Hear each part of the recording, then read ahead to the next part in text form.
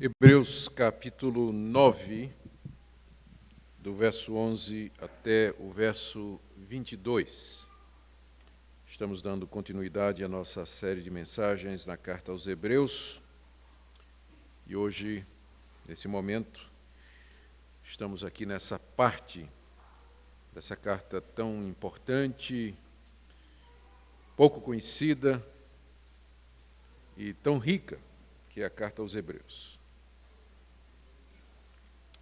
Vamos ler do verso 11 até o verso 22.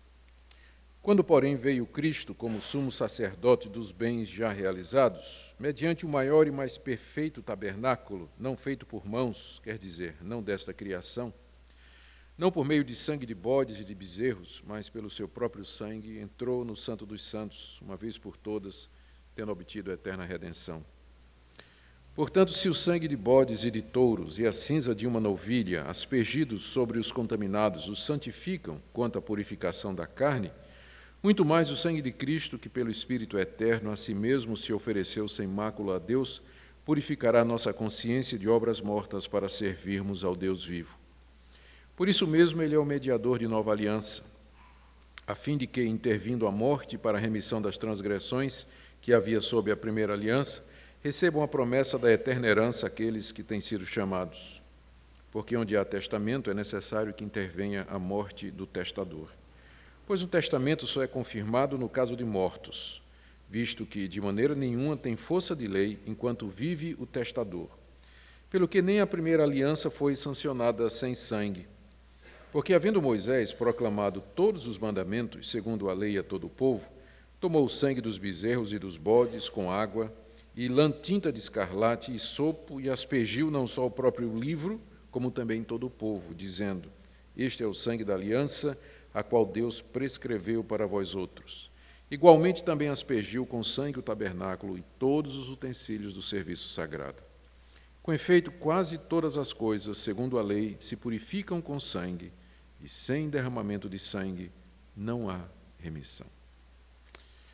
Nosso Deus, nós pedimos que o Senhor nos ajude a compreender o drama cósmico da redenção no palco da história humana, especialmente o lugar da morte de teu Filho Jesus Cristo e o sangue por ele derramado. Ajuda-nos a entender, a perceber, especialmente observar as aplicações práticas para o nosso dia a dia. Ajuda todos que aqui se encontram nessa noite, ó Deus, administrando a cada um de acordo com a sua necessidade, em nome de Jesus. Amém.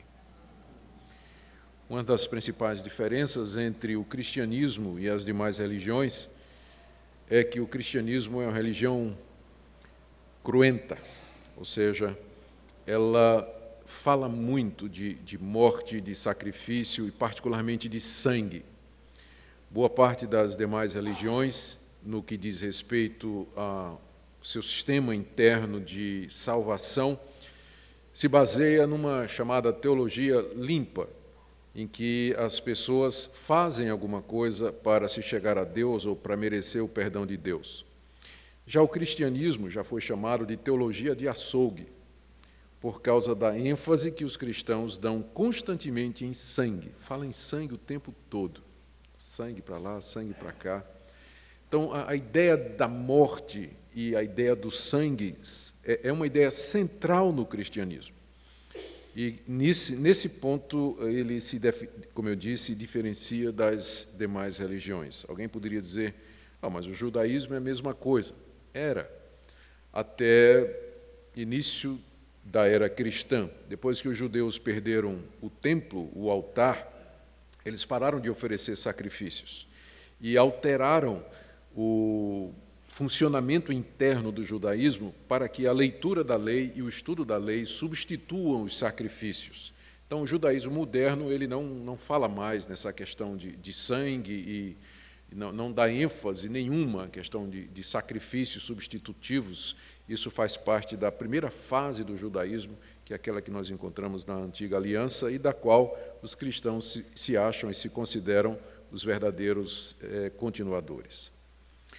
Aqui no trecho que nós lemos, o autor da carta aos Hebreus toca exatamente nessa questão do sangue de Jesus, como sendo um dos motivos pelo qual os seus leitores não deveriam abandonar a fé em Jesus. Como vocês sabem, essa carta foi escrita por um autor desconhecido, embora muito versado nas questões da antiga aliança, bastante conhecedor da lei de Moisés, da lei cerimonial, dos ritos judaicos. Então, esse autor, um cristão muito ciente destes assuntos que eu mencionei, estava preocupado com o fato de que vários outros judeus convertidos ao cristianismo estavam contemplando a possibilidade de voltar atrás, porque estavam sendo muito pressionados pelos seus patrícios. Eles eram judeus, haviam crido que Jesus era o Messias de Israel, haviam se tornado cristãos, mas agora começou a chegar a pressão para que eles abandonassem a fé em Jesus Cristo e voltassem para a antiga religião deles. E o autor da carta aos Hebreus escreve para dizer-lhes que, se eles fizerem isso, será um retrocesso, porque o judaísmo, a antiga aliança, o Antigo Testamento, era somente uma fase preparatória, era uma religião tipológica, simbólica, de uma realidade superior que se concretizou em Jesus. E essa é a metodologia dessa carta. O tempo todo ela está dizendo: Jesus é superior ao Antigo Testamento nos seguintes pontos: nisso, nisso, nisso, nisso.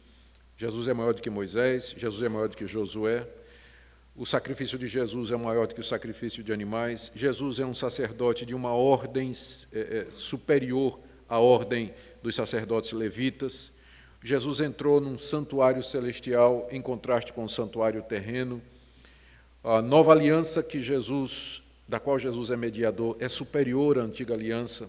Então, toda a argumentação se baseia na excelência e na supremacia de Jesus com relação àquilo que nós encontramos no Antigo Testamento.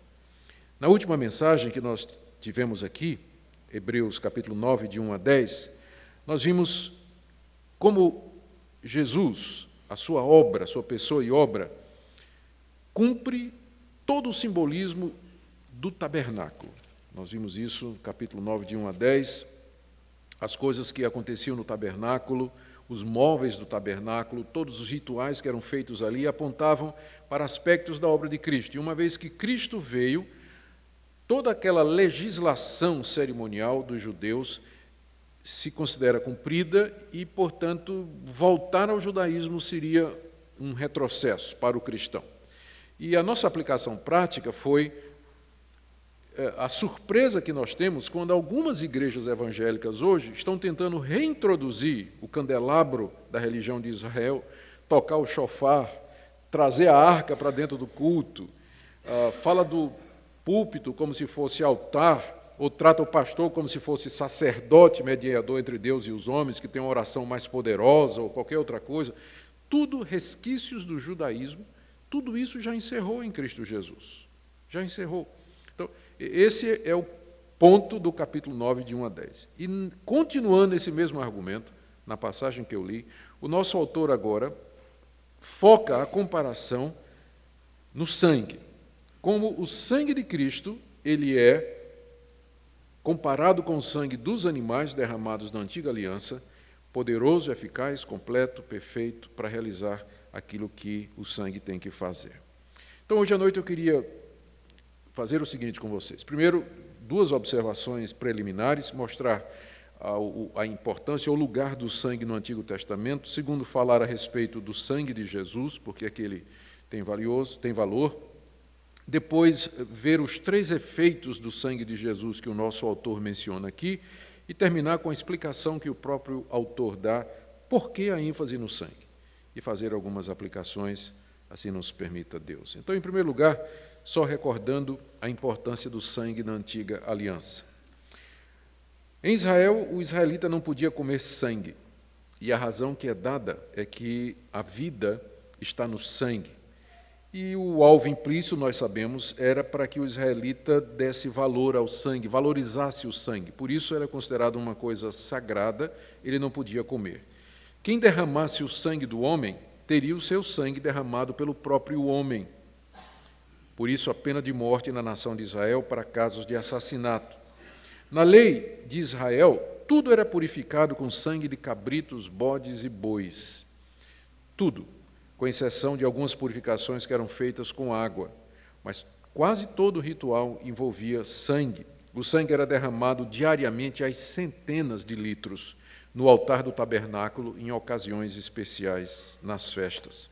Ele era aspergido sobre o povo, sobre a lei, sobre os móveis e utensílios do tabernáculo. Praticamente tudo era purificado com sangue. Isso porque, no Antigo Testamento, o sangue era considerado essencial como pagamento pela culpa dos pecados e para satisfazer a um Deus santo que foi ofendido pelas criaturas que ele trouxe ao mundo e o povo que ele escolheu. Lá no livro de Levítico, capítulo 17, verso 11, o próprio Deus diz: eu dou o sangue a vocês para fazer expiação, pagamento pela alma de vocês, porque a vida está no sangue. Por isso, tudo que vocês fizerem vai ter sangue no meio, tudo que tiver relacionado com o culto a Deus. É claro, tudo isso, sabemos hoje, era típico, era simbólico e prefigurava o derramamento de sangue do próprio Filho de Deus, que um dia ele haveria de vir e derramar o seu próprio sangue. E é aqui esse o ponto de comparação do nosso autor, que Cristo já veio e que ele derramou o seu sangue. Em que sentido o sangue de Jesus, portanto, é superior o sangue dos sacrifícios? Primeiro, é óbvio, a razão está no fato de que Jesus, ele é, na verdade, Deus Filho encarnado. Ele é verdadeiro Deus e verdadeiro homem. Como homem, o seu sangue era real, sua morte foi real. As suas feridas foram reais. E aquilo que ele padeceu na cruz não foi, como alguns intérpretes no início do cristianismo chamavam, de uma farsa, uma espécie de aparência, mas foi uma morte real, concreta, o sofrimento verdadeiro, e o sangue derramado era sangue puro. Se alguém tivesse ali, pudesse abrir a mão, as gotas de sangue cairiam de Jesus, cairiam na sua mão, escorreriam para o sangue, era sangue mesmo, e depois iria coagular, lá como todo sangue depois fica preto, né, e coagula, fica preto, era sangue real e verdadeiro. Mas era também sangue de alguém que não tinha pecado, porque era o Filho de Deus. Nesse sentido, falando metaforicamente, o seu sangue não estava contaminado pelo pecado. Era um sangue puro e precioso. Se fosse outro homem que tivesse morrido na cruz, o seu sangue não teria valor litúrgico ou cerimonial para fazer aquilo que o sangue deveria fazer. Porque um pecador, quando morre, está simplesmente recebendo o castigo dos seus próprios pecados. Mas quando um que não é pecador morre, ele tem crédito. A sua morte é crédito e, portanto, ela pode ser aplicada a pecadores. Por isso que Jesus, ou o Salvador, ele tinha que ser Deus. Ele tinha que ser perfeito, ele não podia ter mancha, não podia ter pecado, para que o seu sangue tivesse valor redentivo. O seu sangue pudesse redimir, pudesse purificar. Sangue contaminado não purifica, mas tem que ser um sangue puro e perfeito para que pudesse nos limpar das manchas do pecado. Então, são essas duas observações que eu faço e vamos direto ao texto. O nosso autor aqui menciona 3 coisas que o sangue de Jesus opera em favor dos que creem nele. Primeiro, esse sangue nos dá acesso completo e definitivo à presença de Deus, versos 11 e 12, quando veio Cristo como sumo sacerdote dos bens já realizados, mediante o maior e mais perfeito tabernáculo, não feito por mãos, quer dizer, não dessa criação, não por meio de sangue de bodes e de bezerros, mas pelo seu próprio sangue, entrou no Santo dos Santos uma vez por todas, tendo obtido eterna redenção. Em Israel, o sumo sacerdote entrava uma vez por ano no Santo dos Santos, que era o local mais íntimo do tabernáculo, onde estava a Arca da Aliança, onde Deus se revelava. Ele entrava uma vez por ano, todo ano ali, com sangue de animais, que ele derramava em cima da arca, para fazer pagamento, primeiro por si mesmo, pelos seus pecados e depois pelos pecados do povo de Israel. Isso era feito todo ano. Por que isso era feito todo ano? Porque, naturalmente, não tinha efeito, não é? Porque, se tivesse efeito, não precisava ser repetido. Um remédio bom, quando a gente toma e ele cura, você não fica tomando mais o remédio. Mas se todo ano você tem que estar tomando o remédio, significa que a doença continua lá.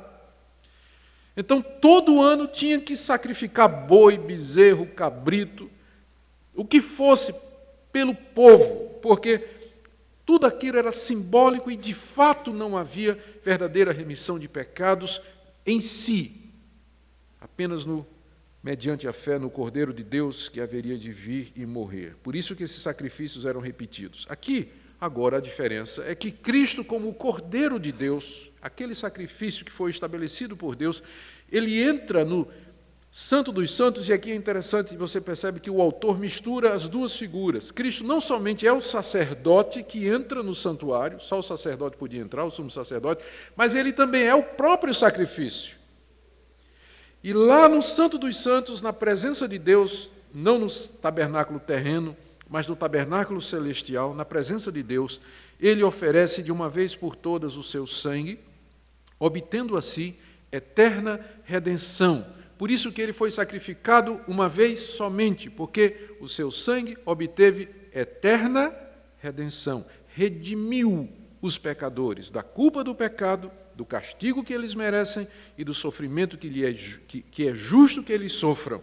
Uma vez redimidos pelo sangue de Jesus para sempre, não há mais necessidade de que Cristo se ofereça. É por isso também que nós temos problemas com a missa católica, porque, de acordo com a teologia católica, toda vez que a missa está sendo celebrada, Cristo se oferece outra vez pelos pecados do seu povo.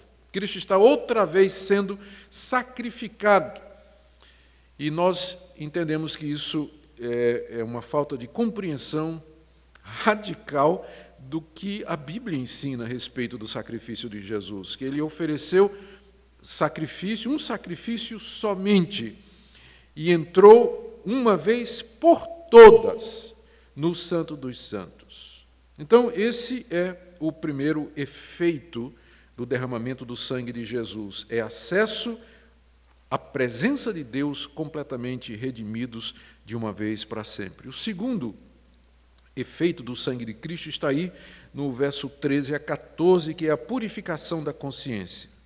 Portanto, se o sangue de bodes e de touros e a cinza de uma novilha espargidos sobre os contaminados os santificam quanto à purificação da carne, muito mais o sangue de Cristo, que pelo Espírito eterno a si mesmo se ofereceu sem mácula a Deus, purificará nossa consciência de obras mortas para servirmos ao Deus vivo.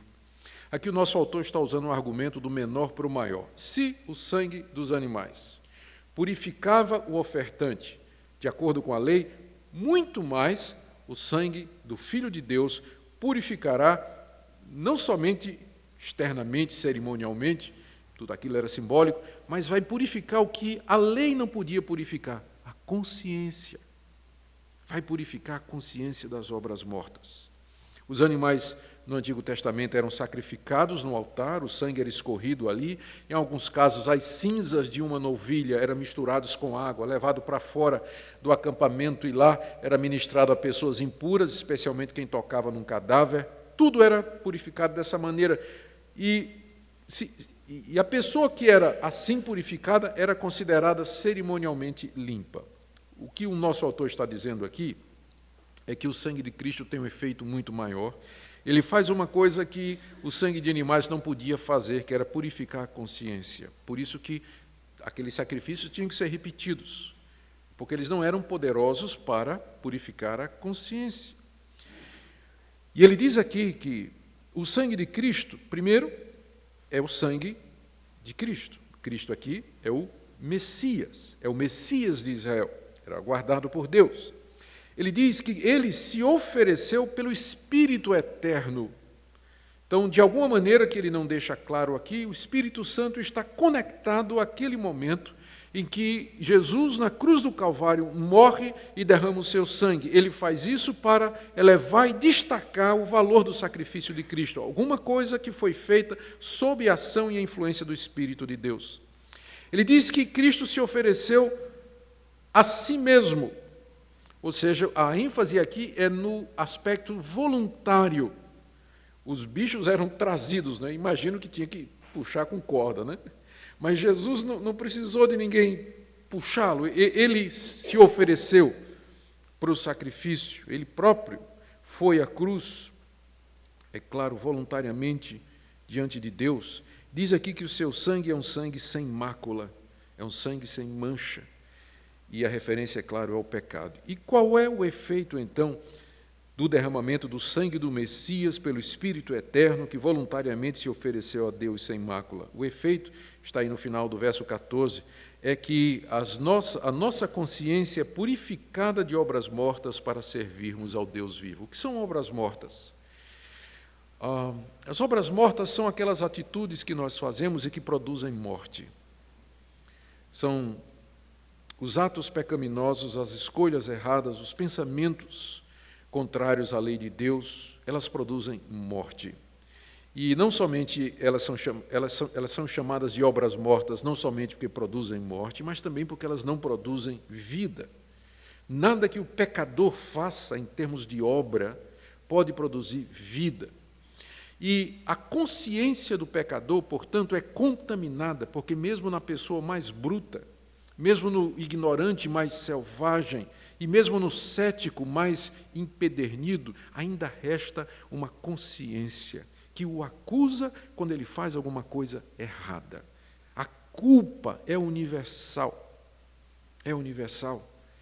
Por mais que hoje se tente aliviar o sentimento de culpa da sociedade, transferindo-a para o próximo, para o governo, querendo abolir os absolutos e os referenciais para que a pessoa se sinta livre nas suas obras mortas, contudo, não baixou o número de pessoas que procuram os psicólogos e psiquiatras simplesmente com culpa. Na verdade, o número de suicidas aumenta, cada vez mais, de pessoas desesperadas que vão para as drogas, vão para o alcoolismo, procurando afogar a angústia que elas sentem no fundo do seu coração.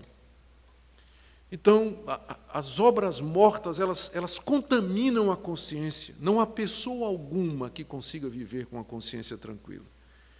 Por mais empedernido que ele queira ser, por mais que ele tente sufocar, racionalizar, explicar, achar, ele não vai conseguir, porque isso é uma sensação universal e é resultado do fato de que o homem foi criado um ser moral, com capacidade de escolha entre o bem e o mal. E a consciência é exatamente a ferramenta ou instrumento que diz para ele quando ele fez o certo e quando fez o errado. O problema não é a consciência, o problema é que nós fazemos coisas erradas, nós praticamos obras mortas, a consciência fica só mostrando. É a mesma coisa de você ficar com raiva do seu carro porque a luz vermelha que está indicando que você não colocou óleo fez o motor do seu carro fundir. Você vai ficar com raiva de quem? Da luzinha que está faltando óleo? Não, você tem que ficar com raiva de você que esqueceu de pôr óleo no carro. Então, a consciência é a luzinha que está dizendo, está errado, obras mortas, obras mortas. E a religião consiste exatamente nisso. O sentimento religioso, a religião no mundo todo, é a tentativa do homem de resolver esse problema. Porque quando ele se sente culpado, não é só culpado diante do seu semelhante, ele não consegue fugir da realidade de que há algo maior do que ele, a quem ele vai prestar contas. Daí o sentimento religioso ser universal, em toda a cultura, em todas as épocas. E o homem tenta de tudo para conseguir, de fato, aplacar a consciência. O homem moderno, ocidentalizado, secularizado, materialista, ele luta ainda com sua consciência. E o bruto selvagem das tribos mais primitivas, ele também luta com sua consciência.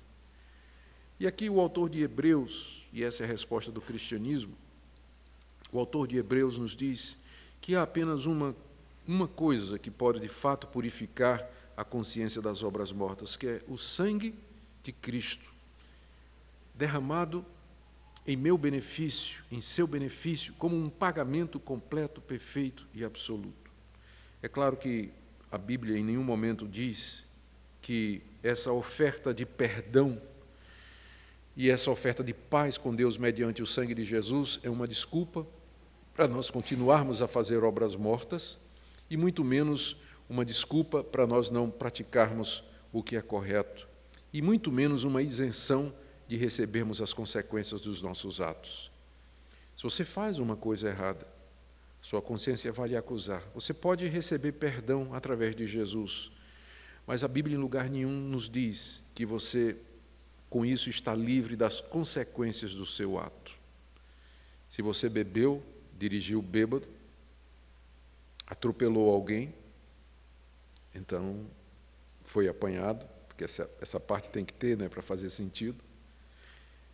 Então você arrependeu-se profundamente e há perdão para isso. Mas você pode ser preso. Deus não promete tirar você da cadeia. E também não promete livrar você de pagar pensão à família daquele atropelado até o fim da sua vida.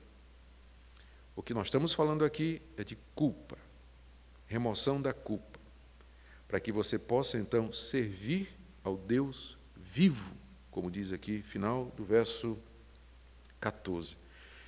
Deus aqui é chamado de vivo em contraste com as obras mortas. Ele é o Deus da vida, que criou a vida, que a mantém, que a sustenta. É o Deus que ama a vida. E é esse Deus que nós temos que servir. Como servir ao Deus vivo se estamos carregados de obras mortas? Por isso que nós precisamos da purificação da nossa consciência para poder servir a Deus com alegria e com gozo no nosso coração. Terceiro efeito do sangue de Jesus é a garantia da vida eterna, 9 de 15 a 17. Por isso mesmo, Jesus é o mediador da nova aliança, a fim de que, intervindo a morte para a remissão das transgressões que havia sob a primeira aliança, recebam a promessa da eterna herança aqueles que têm sido chamados. Porque onde há testamento é necessário que intervenha a morte do testador, pois um testamento só é confirmado no caso de mortos, visto que de maneira nenhuma tem força de lei enquanto vive o testador. Aqui nessa passagem, um pouquinho complicada, o que nós temos é o seguinte, tentando explicar.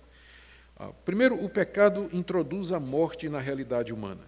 Quando a criatura, o ser moral criado por Deus, usando o seu livre-arbítrio, a sua escolha, virou as costas para Deus, ele abriu a porta para a entrada no cosmos, no sistema perfeito criado por Deus, da morte. O desbalanceamento do cosmos, o desequilíbrio no cosmos entra quando a criatura moral desafia o Criador.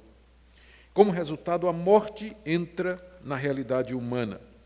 E aqui o autor da carta aos Hebreus, ele personifica a morte como um cobrador. Não é que veja como ele diz aqui no verso 15, intervindo a morte para a remissão das transgressões. A morte intervém para remir a transgressão. O que quer dizer isso? A morte aparece como cobrador para cobrar a alma do pecador. Pense num cobrador batendo na sua porta. Você vai lá atender e diz, eu sou a morte, eu vim aqui cobrar a tua vida, a tua alma, pelas tuas transgressões. É isso que ele está dizendo aqui. Que a morte é esse grande cobrador cósmico que bate na porta de todos nós. E a morte aqui não é só morte no sentido físico, mas é no sentido dos versos anteriores, obras mortas, por exemplo, em que representa um total afastamento de Deus. É morte no sentido absoluto, não só físico, mas é afastamento completo e eterno de Deus. E a morte, ela vem cobrar por causa dos pecados. Ela intervém para remir, resgatar as transgressões. E o que é que a morte exige em pagamento? É a minha vida, a minha alma. É isso que ela quer. Mas quando ela vem fazer isso, veja o verso 15. Os que estão debaixo dessa aliança da qual Cristo é mediador, eles recebem a promessa da vida eterna. Ou seja, a morte de fato vai bater na minha porta, mas ela não vai me levar. Ela vai levar, aparentemente, uma primeira parte, mas eu tenho uma promessa. A figura agora muda para a figura de um testamento. Todo mundo sabe o que é um testamento. Uma pessoa rica, ela faz um testamento, dizendo, eu deixo para os meus herdeiros os seguintes bens. E pega aquele testamento, reconhece firma, deixa no cartório. Então, os herdeiros conhecem o testamento, mas eles só podem entrar na posse das riquezas quando o testador morrer. Não é isso? Quando o milionário morrer. Aí, então, os filhos, e alguns até brigam, né, e se matam por isso, eles vão entrar de posse daquelas promessas que foram feitas. Deus nos fez promessas, e a promessa principal que Deus nos faz é a vitória sobre a morte, a vida eterna. E o mediador dessa aliança, o testador, é Jesus Cristo. Por isso que ele tinha que morrer, porque o testamento só entra em vigor quando o testador morre. E uma vez que ele morreu, eu já aqui e agora tomo posse da vida eterna. É por isso que no Evangelho de João e em outras partes do Novo Testamento, a vida eterna é mencionada como sendo uma realidade já presente para o povo de Deus. Nós já temos a vida eterna. E entraremos na posse completa dela, quando o Senhor Jesus voltar. Então, esse é o terceiro efeito da morte de Cristo, do seu sangue derramado. É que ele realiza, introduz a promessa da vida eterna, porque ele é o mediador dessa aliança em que Deus prometeu nos dar. E sem que ele morresse, nós não tínhamos como nos apoderar ou nos apossar dessa promessa. E agora o nosso autor termina explicando o porquê do sangue. Por que essa insistência no sangue? Aqui ele diz que, a partir do verso 18, né, ele está explicando agora a importância do sangue. Pelo que nem a primeira aliança foi sancionada sem sangue. Aqui você já percebe o desejo apologético dele. Ele está explicando por que tanta ênfase no sangue. Ele diz, olha, nem a primeira aliança foi sancionada sem sangue. E aí ele descreve, porque havendo Moisés proclamado todos os mandamentos segundo a lei a todo o povo, tomou o sangue dos bezerros, dos bodes, com água, lã, tinta de escarlata e sopo, e aspergiu não só o próprio livro da lei, como também todo o povo, dizendo, esse é o sangue da aliança a qual Deus prescreveu para vós outros. Igualmente também aspergiu com sangue o tabernáculo e todos os utensílios do serviço sagrado. O que ele está dizendo aqui é que a religião que Deus revelou, desde o começo, era uma religião que tinha a ver com sangue derramado. E o motivo está aí no verso 22. Com efeito, quase todas as coisas, segundo a lei, se purificam com sangue, e sem derramamento de sangue não há remissão de pecados. Por isso a ênfase no sangue. Por isso o Filho de Deus teve que vir e derramar o seu sangue, para que nos desse acesso ao Pai, para que nos desse purificação da nossa consciência para poder servir a Deus, para que nós pudéssemos herdar a vida eterna conforme foi prometido. Porque sem derramamento de sangue, nenhuma destas coisas poderia acontecer. E a razão, todos nós sabemos, é muito simples. Uma vez que nós pecamos e nos afastamos de Deus, o único pagamento justo é o da nossa própria vida. Deus misericordiosamente envia o seu Filho para sofrer essa penalidade em nosso lugar. Era o meu sangue que era para ser derramado e o seu. Mas Jesus derrama o seu sangue em meu benefício e do seu, de todo aquele que crê. Terminando, o que tudo isso representa na prática? Isso é somente uma teologia, é um conceito teórico do cristianismo. O que é que isso tem a ver conosco? Primeiro, eu considero essa doutrina, ou esse conceito da eficácia do sangue de Jesus, como sendo a base diária do meu acesso a Deus.